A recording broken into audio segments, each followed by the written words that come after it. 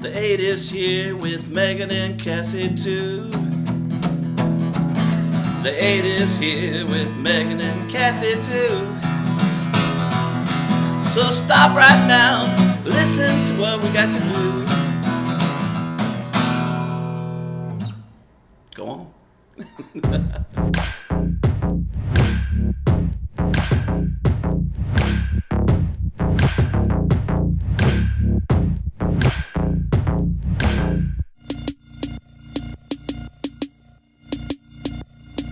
What up? Welcome. It's the 8. We've got quite the crew here. How's everyone doing? Great. Great. Thanks for that wonderful intro. Yeah, we finally have a theme song. Yeah. It's about time. Yep. Great. Cool. I think we'll dive right in. Fantastic. And that musical treat kind of segues really well into this, the Fyre Festival. So that was actually a lot better than probably what anybody saw at the Fyre Festival. I don't know if you've heard, but there's this really fancy concert. It was trying to be like Coachella. Millennials shelled out about $250,000 for a ticket, and they were promised an exclusive experience, meals catered by celebrity chefs.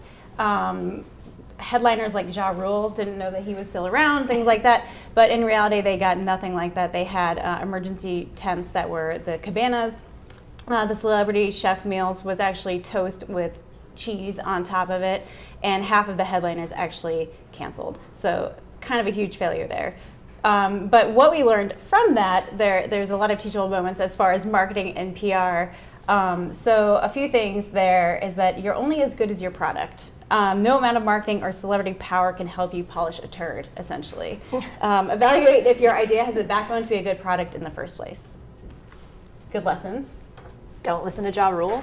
Yep. It's 2017. Move on. That's true. Secondly, be cognizant of the balance between hype and the ability to create a premium brand. If you build something to be premium and exclusive, you may elevate the expectations of your customers to the point where they're undeliverable. So make sure you're properly managing customer expectations.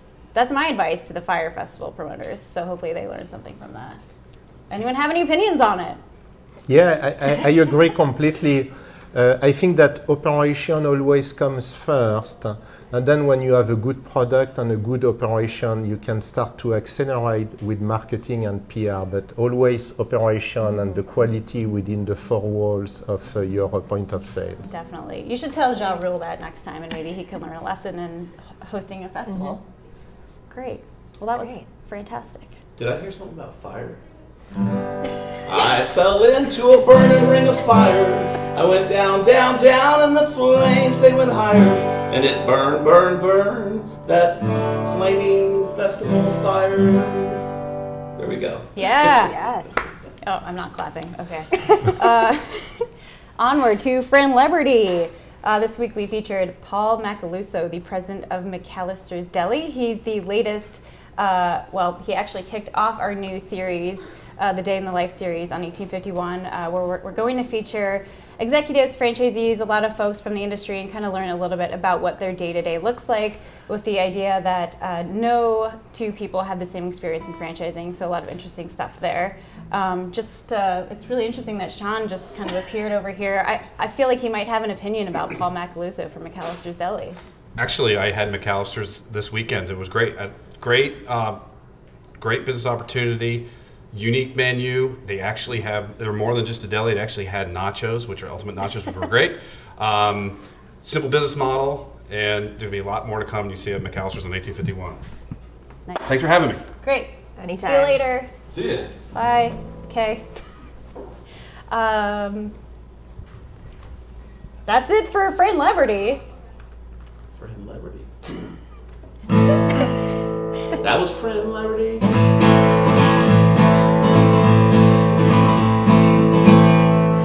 That's it. Beautiful. It was. Oh, Thank you, Dan. all right. Fresh money is the next topic.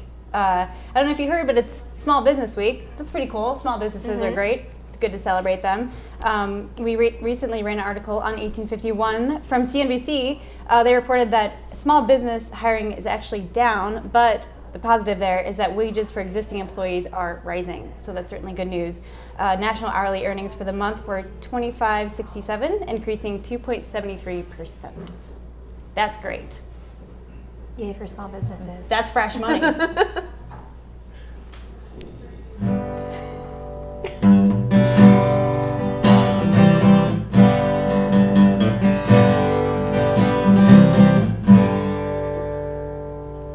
money.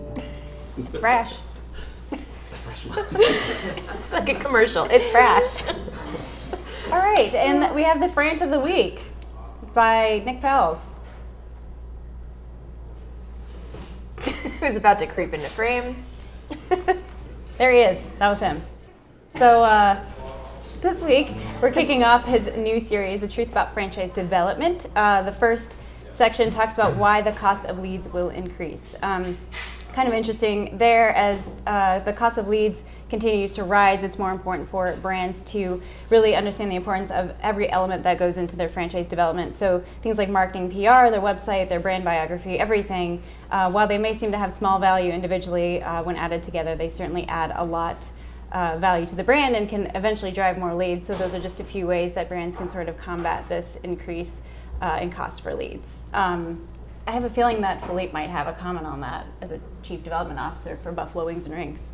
So the thing which is important with lead generation is to have a long-term view. You cannot panic because some of the lead might be down a certain quarter. It's very important that you continue to be focusing on bringing the right franchisee in the system. The right franchisees are going to wait for about 80% of the long-term success of the brand. So don't have a short-term vision, stay focused. I think also it's important to revisit on a regular basis what you are doing, so having a good dashboard, making sure that the marketing collateral is not outdated.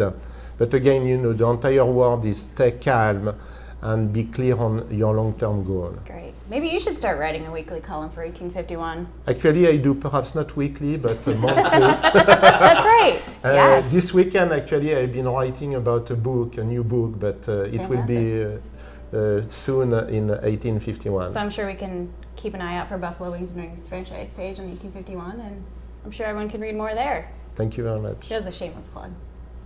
Cool. That's the Frant of the Week.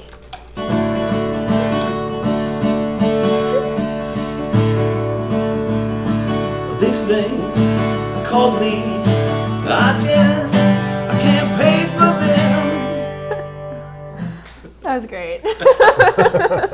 All right, onward. Cassie, what you got? All right, we are now franching forward. It's that time in the 8. Best in Class Education Center is opening up its first ever Michigan location in June, which is a huge step for the brand.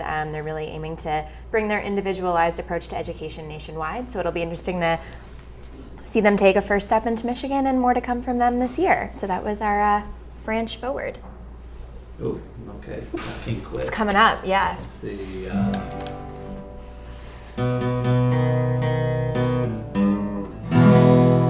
all I need to do on that one. That's it.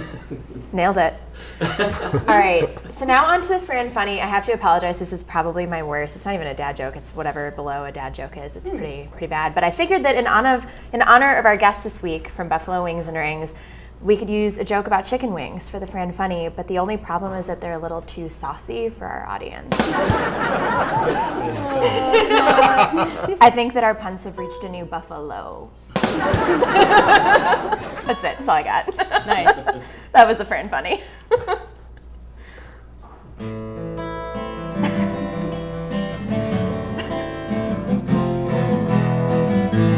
Babe, I'm just gonna leave that.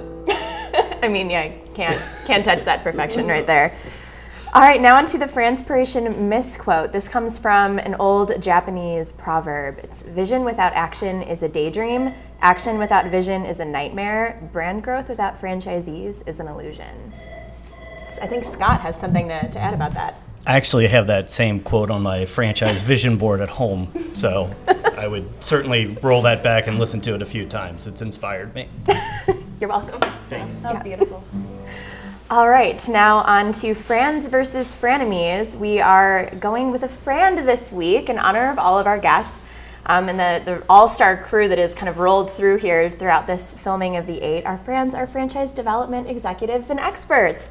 So it's something that we know about here a little bit on The 8, as you may have noticed. Whether you're a franchisee looking to invest in a brand or in the industry looking to expand, these are the people that you really want to talk to if you're thinking about a new opportunity. So any parting words of wisdom for The 8, Philippe? Yeah, so every week, Friday afternoon, I look the 8, and I am always surprised and delighted by what I am listening and watching. So now, this Friday, I'm going to be just a little bit disappointed because I know the content. But for you guys, watcher, I'm sure that will be another very good 8 too, and especially with the music in the background, we have elevated the I'm experience. not sure about that, but All right, guys. Thanks for joining us. Yeah, thank you. Thank you for having us. play something on the way out. Go.